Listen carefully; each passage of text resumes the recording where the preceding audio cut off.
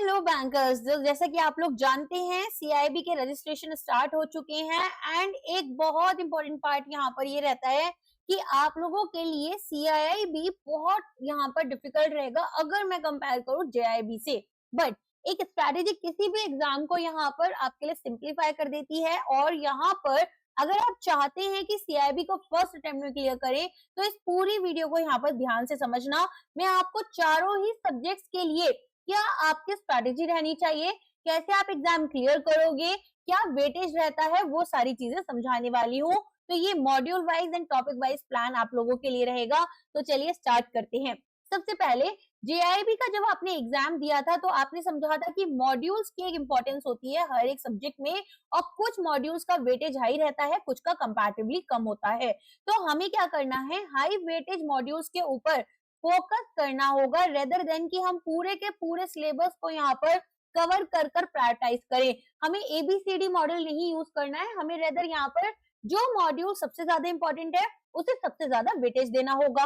Then second, हमें यहाँ पर फोकस करना है प्रीवियस ईयर क्वेश्चन पर। One of the most important thing that have been there in this particular exam वो है प्रीवियस ईयर क्वेश्चंस, जहां से आपके जो नए क्वेश्चंस भी बनते हैं तो कहीं ना कहीं वो अगर एक बेस होता है तो आपको एक ही अटेम्प्ट में एग्जाम क्लियर करने में बहुत हेल्प करता है। देन आता है न्यूमेरिकल। यस, न्यूमेरिकल का एक हाई वेटेज रहता है आपके सब्जेक्ट्स में। ऑल्सो जैसा कि आप लोग जानते हैं सीआईबी में आप लोगों को सभी क्वेश्चंस के ऑप्शंस नहीं मिलते हैं, कुछ स्पेसिफिक क्वेश्चंस स्पेशली न्यूमेरिकल में आपको टाइप करना होता है आंसर। तो न्यूमेरिकल की प्रैक्टिस बहुत अच्छी होनी चाहिए। Also talking about the revision cycle, यहाँ पर हमें कम से कम यहाँ पर 2 बार रिवीजन की जरूरत पड़ेगी, स्पेशली जो केस स्टडीज होती हैं। तो चलिए स्टार्ट करते हैं। सबसे पहले आपका जो फर्स्ट पेपर है 31 मई को, वो रहेगा advance bank management. Advance bank management के लिए स्ट्रेटेजिक ऑब्जेक्टिव आपका क्या रहना चाहिए कि थियोरेटिकल मैनेजमेंट प्रिंसिपल्स और रिगरस स्टैटिस्टिकल कैलकुलेशन आपको आनी चाहिए। तो यहाँ पर भी आपके पास 4 मॉड्यूल्स में मॉड्यूल बी एचआरएम कंट्रीब्यूट करता है 30 से 35% का हाईएस्ट वेटेज। इसके बाद में मॉड्यूल डी कंप्लायंस के साथ में आपके लिए 20 से 25% के लिए आता है। देन आपके पास में फोकस होता है management thinkers and theories HRM के ऊपर। और देन आपके पास में रिलेटेड क्रेडिट मैनेजमेंट मॉड्यूल सी आता है डेली ऑपरेशंस के साथ में। तो मॉड्यूल बी की अगर मैं बात करूं, हाईएस्ट वेटेज यहाँ पर एचआरएम का होता है 32.5%। कंप्लायंस की अगर हम बात करें तो यहाँ पर आपको देखने के लिए मिलेगा 22.5। मॉड्यूल ए भी यहाँ पर आपके पास में 22.5, लेकिन समटाइम्स हो सकता है कि मॉड्यूल ए आपके पास में थोड़ा कम परसेंटेज में देखने के लिए मिले। ठीक है, तो यहाँ पर हो सकता है कि आपका 20 से 25% के बीच में ही आ जाए, 22% के बीच में आ जाए। देन आपको मॉड्यूल सी करना है। तो आपकी स्ट्रेटेजी क्या रहेगी, सबसे पहले B, then you will go for D, then you will go for C module and then you are going to study for module A। फिर आते हैं बैंक फाइनेंशियल मैनेजमेंट के ऊपर। अब यहाँ पर पेपर 2 जो है वो थोड़ा सा ज्यादा कॉम्प्लेक्स होता है। अगर हम देखें एग्जाम क्लियर करने वाले रेट में तो ज्यादातर स्टूडेंट्स का बैंक फाइनेंशियल मैनेजमेंट जो है वो यहाँ पर अटक जाता है।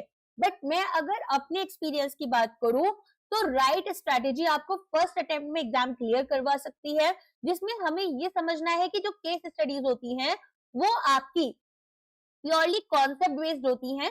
लेकिन ऐसा नहीं है कि आपने केवल एग्जाम में कॉन्सेप्ट पढ़े, बुक पढ़ी और एग्जाम क्लियर होगा। आपको थोड़े एक्स्ट्रा एफर्ट्स लगाने पड़ेंगे।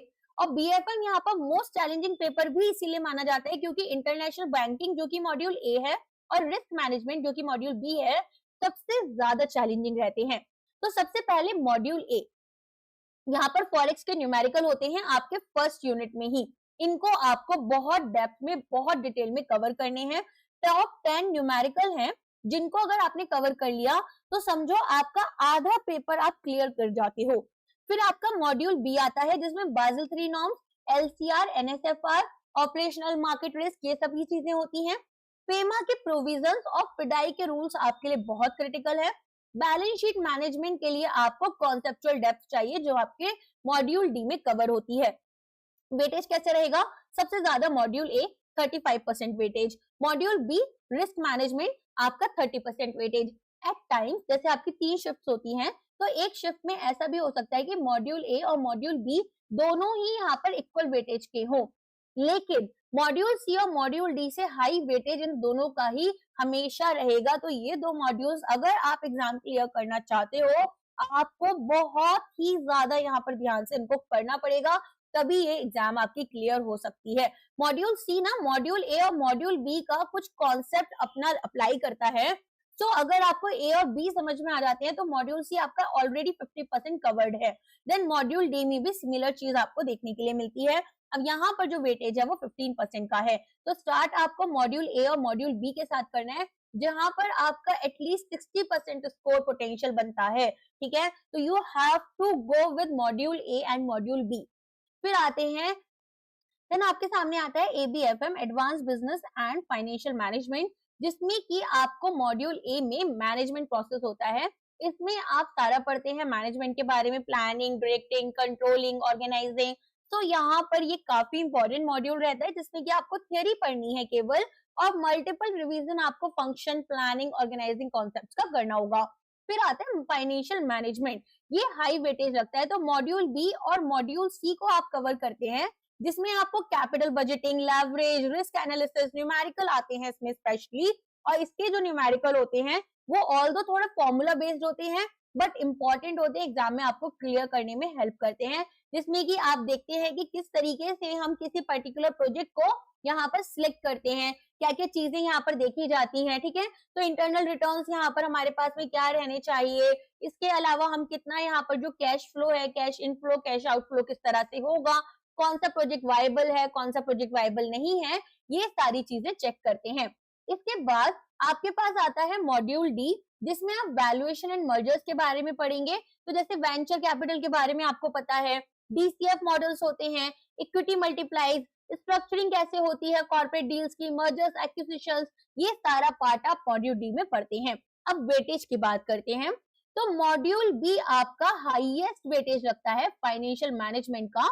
फिर मॉड्यूल सी आ जाता है आपके पास में, इसके बाद में आता है मॉड्यूल ए एंड देन आता है मॉड्यूल डी। अब मॉड्यूल बी और सी यहाँ पर सबसे इंपॉर्टेंट होते हैं। ऑल्सो अगर आपको प्रिपरेशन करनी है तो मॉड्यूल ए कंप्लीटली डिफरेंट है। मॉड्यूल बी के जो कॉन्सेप्ट्स हैं वो थोड़ा सा बेस बना देते हैं मॉड्यूल सी के लिए। तो ये दोनों आपको इंटरलिंक कर पढ़ने हैं। इसके बाद में मॉड्यूल डी जो आता है वो अगेन थोड़ा सेपरेट हो जाता है बाकी मॉड्यूल से। तो अगर आप प्रिपरेशन करना भी चाहते हैं बिल्कुल स्टार्टिंग से, तो भी आप बी से सी से लेकर डी एंड देन यहाँ पर ए, या फिर बी सी ए डी, कैसे भी आपको जैसे भी यहाँ पर समझ आता है वैसे प्रिपरेशन कर सकते हैं, ठीक है। इसके बाद में द लास्ट सब्जेक्ट यहाँ पर कंपलसरी पेपर्स में आपका बीआरबीएल, बैंकिंग रेगुलेशन एंड यहाँ पर लॉस से रिलेटेड, बैंकिंग लॉस से रिलेटेड आप करेगा, जिसमें कि आपके पास मेजॉरिटी थ्योरेटिकल पोर्शन होता है। लेकिन अब इस थ्योरेटिकल पोर्शन में भी आप एक चीज देखेंगे, वो क्या है, आपके पास में जो केस होते हैं, ठीक है, वो पूछे जाते हैं आपको। तो आपको डीप अंडरस्टैंडिंग लीगल लैंडस्केप की होनी चाहिए। और मॉड्यूल सी पावर हाउस है इस पूरे पेपर का। यहाँ पर SARFAESI act, insolvency and bankruptcy code, MSME act पूरा अच्छे से कवर हो रहा है। मॉड्यूल डी में आप contract act, sale of goods, partnership act, इसके बारे में पढ़ते हैं। तो आपको ना शॉर्ट नोट्स अपने रैपिड रिवीजन के लिए बनाने हैं।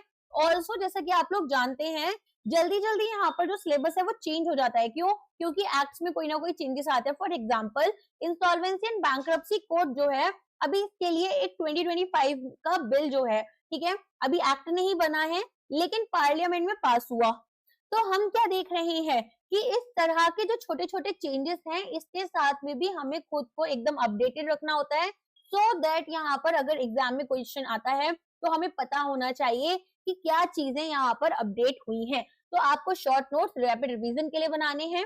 आरबीआई की जो भी ओम्बड्समैन स्कीम्स हैं, ठीक है, एक तो आपके पास इंटीग्रेटेड ओम्बड्समैन स्कीम है, एक अभी हाल फिलहाल में इंटरनल ओम्बड्समैन वाली भी जो स्कीम थी वो भी काफी ज्यादा न्यूज में थी। तो you must know about these things, okay. तो इसीलिए मैंने बोला कि थोड़ा सा यहाँ पर आपको ये भी देखना है कि चीजों के साथ आप अपडेटेड रहो।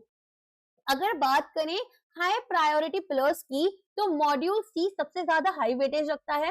देन मॉड्यूल डी की कमर्शियल लॉस, फिर मॉड्यूल ए आता है रेगुलेशंस के साथ और मॉड्यूल बी आता है लीगल एस्पेक्ट्स के साथ में। मॉड्यूल सी और डी यहाँ पर 70% ऑफ क्वेश्चंस आपके कंट्रीब्यूट करेंगे।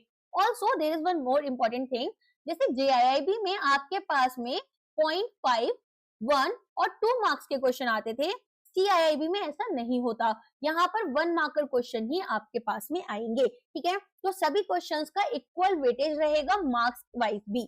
फाइन, चलिए अब यहाँ पर पढ़ना कैसे है। सबसे पहले तो मैकमिलन की बुक्स ऑफ कोर्स यहाँ पर स्टैंडर्ड सोर्स रहती हैं, तो IIBF बुक्स यहाँ पर IIBF बहुत सारी लिस्ट देता है बुक्स की, लेकिन सबसे ज्यादा जो इंपॉर्टेंट बुक्स मानी जाती हैं वो मैकमिलन की पब्लिकेशंस होती हैं, जिसको बाइबल बोला जाता है CIIB का। तो आपको बेस थियरी के साथ में लिए इनके साथ स्टिक होना है। नाउ एज यू नो कि बुक्स थोड़ी पुरानी पब्लिश्ड है, तो आपको खुद को अपडेट भी करना होगा, तो RBI और IIBF के ई-लर्निंग पोर्टल के साथ में आप फॉलो कर सकते हैं। साथ में हम लोगों का गाइडली पोर्टल, जहां पर आप लोगों के लिए एवरीडे यूट्यूब और पेड बैचेस चलते हैं, जिसमें कि आप क्लासेस कर खुद के लिए लर्निंग्स ले सकते हैं, अपडेट कर सकते हैं। ऑल्सो हमारे मॉक टेस्ट एंड नोट्स आपको हेल्प करेंगे। इसके अलावा गाइस यहाँ पर आपको और क्या करना है, आपको एटलीस्ट 2 साइकिल के previous year questions, specially the case studies part समझना है। आपको देखना है कौन कौन से क्वेश्चंस आए हैं, और वो जो क्वेश्चंस हैं उनको आपको बहुत अच्छे से खुद को प्रिपेयर कर लेना है। हैवीली अगर केस स्टडीज की बात करें तो ABM और BFM में आपको फोकस करना है। न्यूमेरिकल के लिए ABFM का मॉड्यूल बी सबसे ज्यादा प्रायोरिटी दोगे, फिर मॉड्यूल सी को, ठीक है। BRBL यहाँ पर ऑल्दो इजीएस्ट माना जाता है, लेकिन थियरी हैवी है, तो यहाँ आपको अच्छा स्कोर मिलना चाहिए। ऑल्सो फर्स्ट अटेम्प्ट में वो जो 45 मार्क्स वाली प्रॉब्लम आती है, ठीक है, BRBL आपको हेल्प करता है कि आप यहाँ पर अपना स्कोर हैवी लेकर जाओ। ये जो 50% का कट ऑफ क्राइटेरिया है, एटलीस्ट वो आप क्लियर कर पाओगे। तो BRBL को आपको इग्नोर नहीं करना है, रेदर उसको पहले से थोड़ा पढ़कर रखना है, जिससे क्या होगा कि आपकी जो प्रिपरेशन है वो होलिस्टिक हो जाएगी और रिवीजन टाइम में आपको दिक्कत नहीं आएगी। रिवीजन की यही है कि आप एटलीस्ट यहाँ पर 3 साइकिल्स लास्ट 45 डेज में प्लान करो, जिसमें एक साइकिल में थॉरली सारी चीजें पढ़ो, फिर क्विक रिवीजन आपको करना है, और देन यहाँ पर जो सबसे इंपॉर्टेंट या फिर आपके जो वीक पार्ट है उसको आप रिवाइज करोगे। एंड गाइडली के मॉक टेस्ट आप यूज कर सकते हैं टाइम मैनेजमेंट के लिए, ताकि यहाँ पर आपका जो पेपर है वो आप 100% सॉल्व कर पाओ। CIIB यहाँ पर थोड़ा हैवी वेटेज रखता है, थोड़ा हैवी एग्जाम आता है, क्वेश्चन थोड़े टफ आते हैं, केस स्टडीज थोड़ी ज्यादा बड़ी आती हैं, तो आपको अकॉर्डिंगली प्रिपेयर करना है। मैं अगर JIB और CIB के कंपैरिजन में करूं तो JIB अगर यहाँ पर है तो CIB आपके लिए यहाँ पर रहेगा।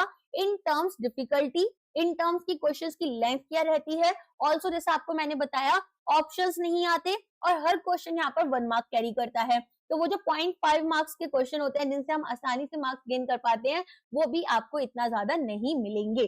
कोई भी डाउट है तो वो आप ऑफ कोर्स यहाँ पर मुझसे कमेंट कर पूछ लेते हैं। इसके अलावा गाइस हमारा CIB का सुपर प्लान लाइव है, जिसमें आपको हमारे सभी बैचेस की एक्सेस मिलती है, तो आपको 1 टाइम पेमेंट करनी होती है। एंड यहाँ पर आपके लिए सभी हमारे फाउंडेशन बैच एंड अपकमिंग जितने भी बैचेस रहेंगे, MCQ बैचेस वगैरह, सबकी एक्सेस दी जाएगी कंपलसरी। अलॉन्ग विद दैट यहाँ पर ऑप्शनल सब्जेक्ट्स की आपको एक्सेस दी जाती है। साथ में गाइस यहाँ पर आपको हमारे PDF कोर्सेज, जिसमें कि CIB के नोट्स आपको मिलते हैं, राइट। एंड इसके अलावा हमारे 10-10 मॉक टेस्ट रहते हैं सभी कंपलसरी सब्जेक्ट्स के लिए, उनकी भी एक्सेस आपको दी जाएगी। प्लान की जो वैलिडिटी है वो 9 मंथ्स रहेगी और यहाँ पर 15 मंथ्स। तो अगर आप 9 मंथ्स वाला वैलिडिटी प्लान लेते हैं वो 1749 रुपीज का रहेगा। इसमें आपको कूपन कोड यूज करना है HOLI, जैसे कि आप जानते हैं फेस्टिव सीजन चल रहा है तो यहाँ पर आपको ऑफ मिल जाएगा। साथ में अगर अभी तक आपने गाइडली की एप्लीकेशन डाउनलोड नहीं की है तो डाउनलोड करना मत भूलना, टेलीग्राम पर हमें फॉलो कर लेना और चैनल को सब्सक्राइब कर लेना, सो दैट आपको हमारी सभी लेटेस्ट अपडेट्स मिलती रहें। इसके अलावा इवनिंग में हमारी क्लासेस लाइव हैं, वो भी आप देख सकते हैं। ऑल्सो गाइस CIB का फाउंडेशन बैच हमारा लाइव है, जहां पर सभी कंपलसरी सब्जेक्ट्स की क्लासेस ऑलरेडी लाइव हैं। यहाँ हम आपको previous year questions, case studies और आपको मॉक टेस्ट भी प्रोवाइड करते हैं। क्लासेस की जो PDF होती हैं वो डाउनलोडेबल एंड प्रिंटेबल होती हैं, तो आप हमारे साथ में इन बैचेस के थ्रू भी ज्वाइन कर सकते हैं। ये मेरा टेलीग्राम चैनल का यहाँ पर QR कोड है, इसको स्कैन कर कर आप मुझे फॉलो कर सकते हैं। ये JIB CIB गाइडली का ऑफिशियल चैनल है, जिसके थ्रू आप हमें फॉलो कर कर अपने कोई भी डाउट पूछ सकते हैं। साथ में यहाँ पर आपको एवरीडे क्विज मिलती है, जिसको आप अटेम्प्ट कर सकते हैं। चलिए आज के लिए बस इतना ही है। आई रियली होप कि आपने रजिस्ट्रेशन कर लिया होगा। अगर नहीं किया है तो जल्द से जल्द कर ले, एंड कोई भी डाउट है तो any time you can ask in the comment section. Thank you so much. अब मिलते हैं हमारी क्लासेस में। Bye bye, take care everybody, good night.